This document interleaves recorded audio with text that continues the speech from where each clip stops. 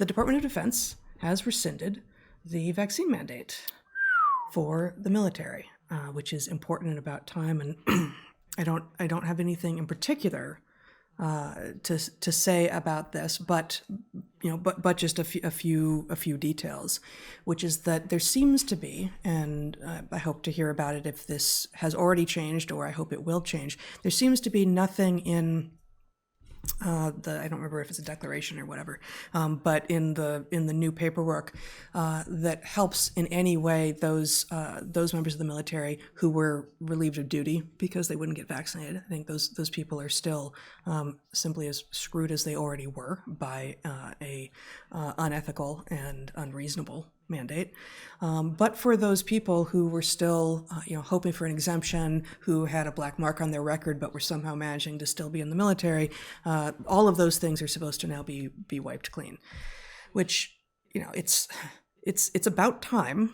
And we talked, I looked it up in DarkHorse number 112. We're at 157 now. So this is closing in on a year ago.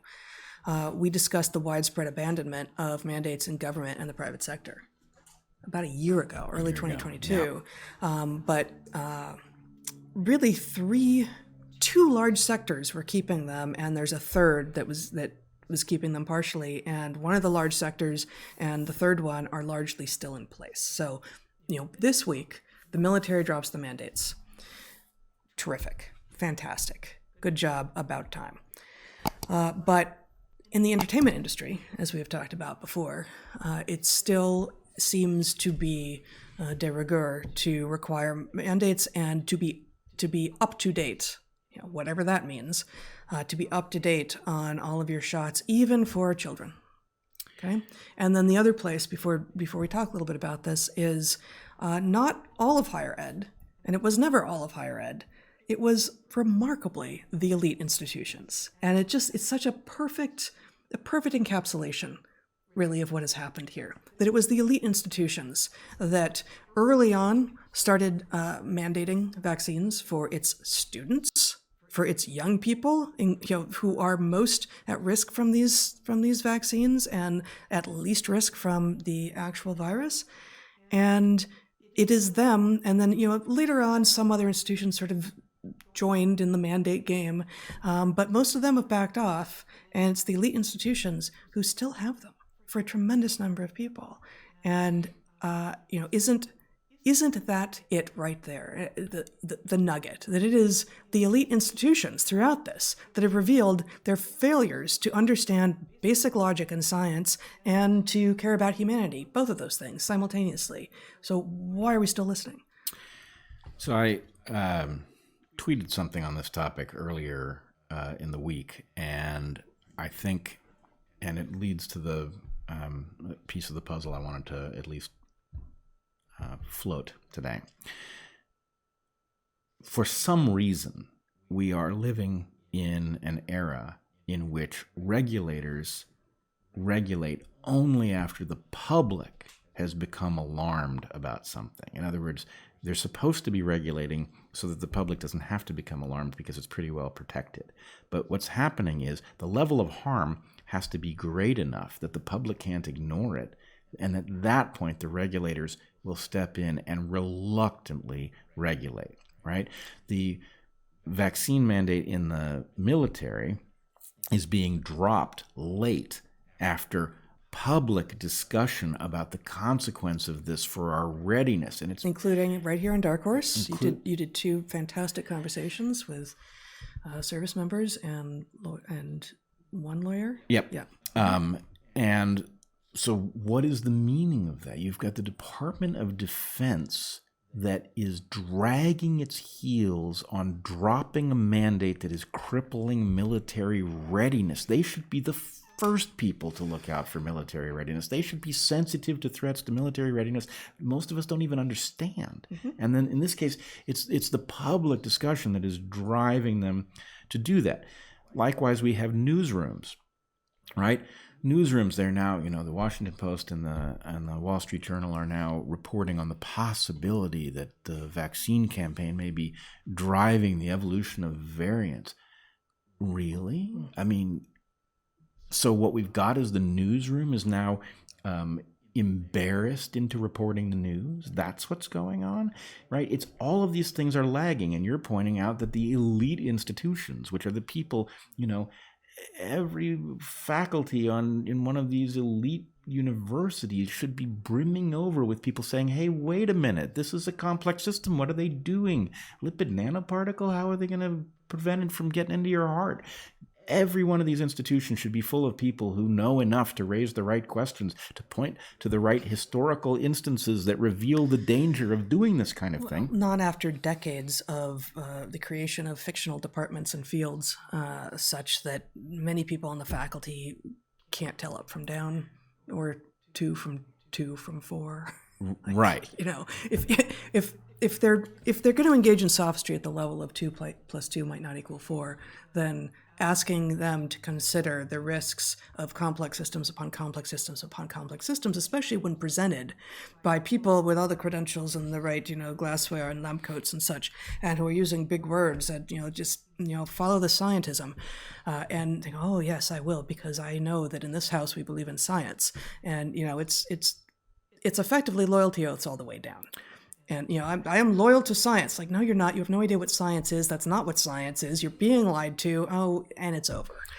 Right. It is upside down. Yeah. Right.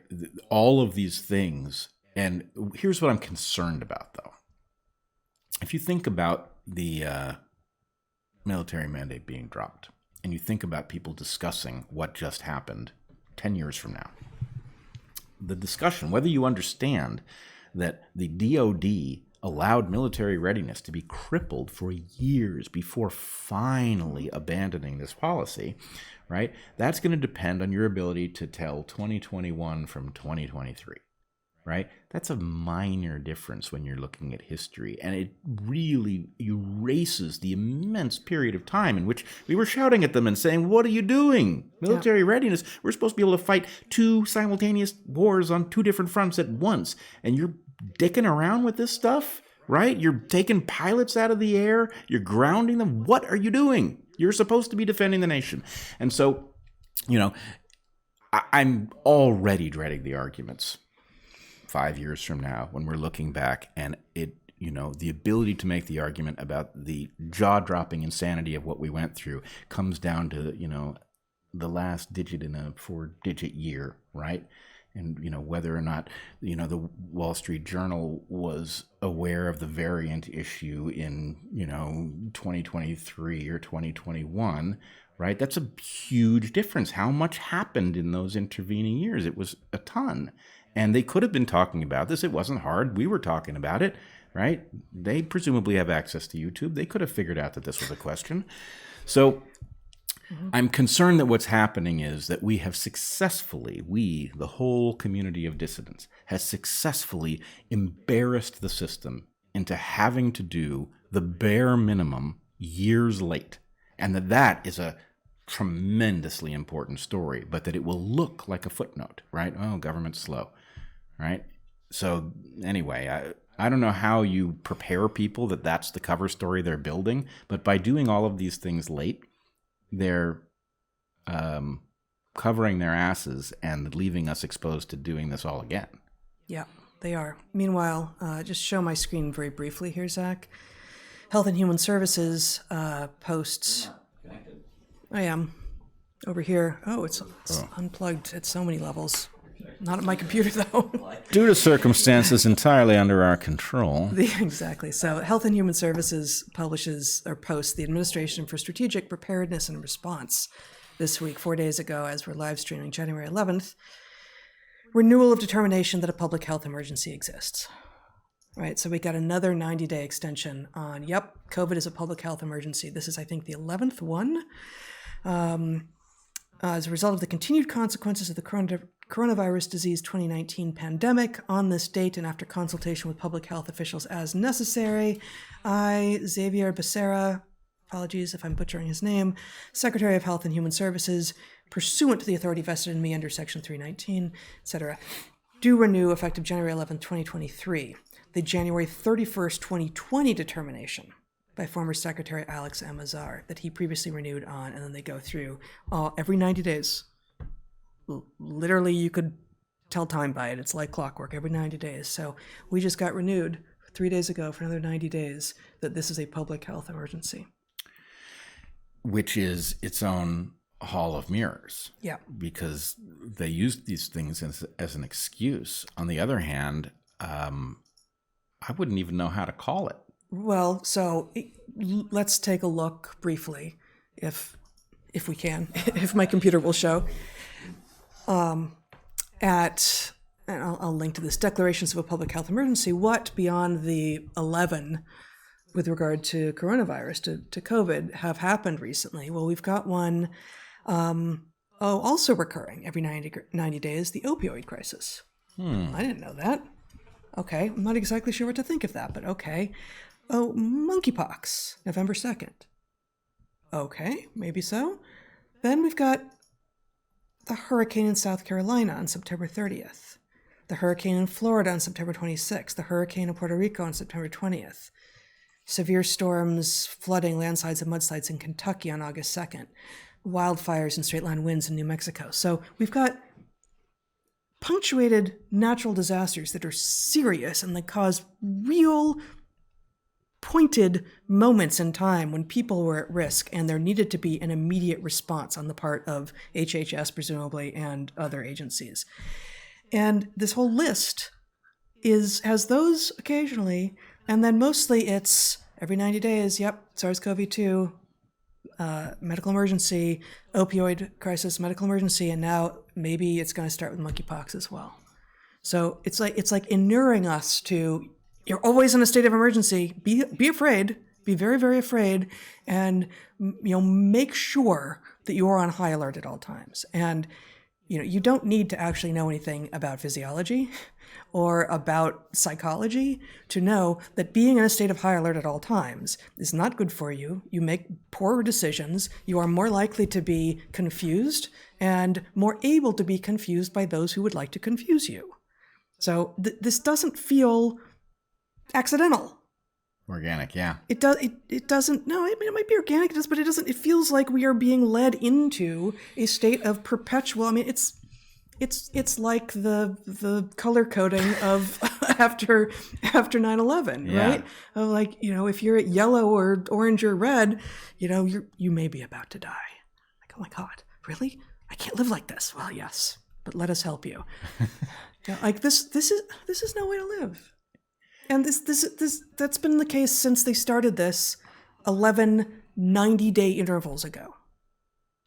Yeah. 10 90-day intervals ago, if this is the 11th, but it's like, so this Rahm Emanuel quote, never let a good crisis go to waste, right? It's like that thing has run into the same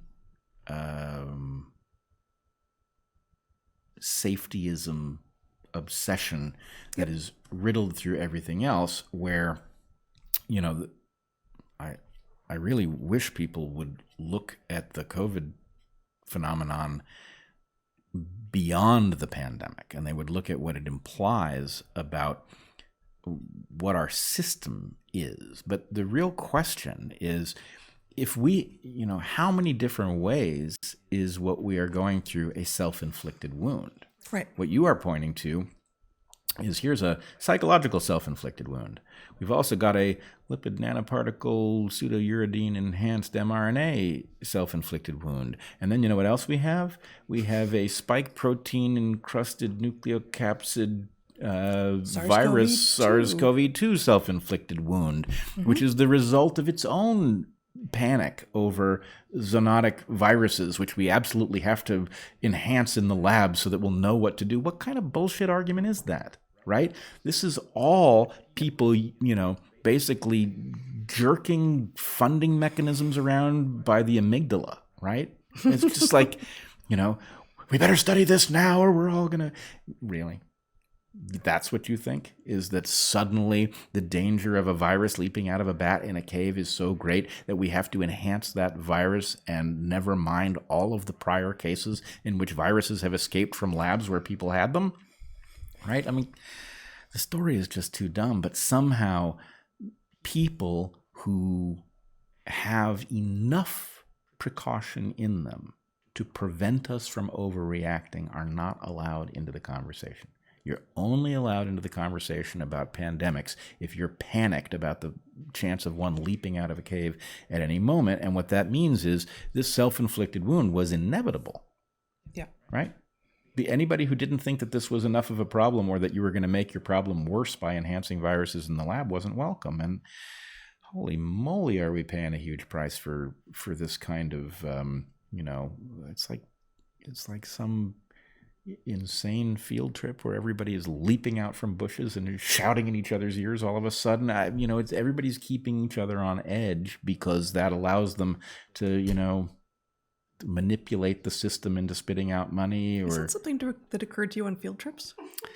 No, I was trying to think of what context this would happen. It didn't sound like a boardroom to me, but doesn't sound like any field trip I know. No. Do we have a better event where people leap out and try to startle each other? How about now? Well, about right. This all here right. and now. Yes, because that is the point. It's what they're doing.